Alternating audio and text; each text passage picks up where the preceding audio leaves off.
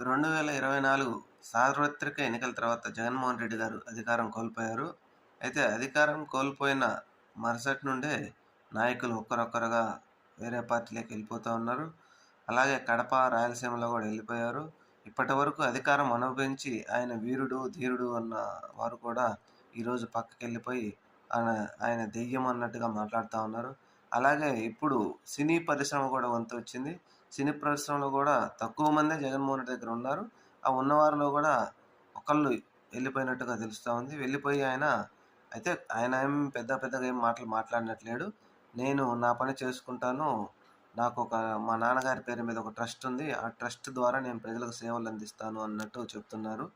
అయితే అధికారం కోల్పోయిన ఎమ్మటే ఇది వెళ్ళిపోవడం మాత్రం సర్వసాధారణం. అది ఏ పార్టీకైనా. కానీ జగన్మోహన్ రెడ్డి గారి పార్టీలో మాత్రం చాలా ఎక్కువగా ఉంది. మరి ఎందుకో భయపడుతున్నారా ఏమో తెలీదు.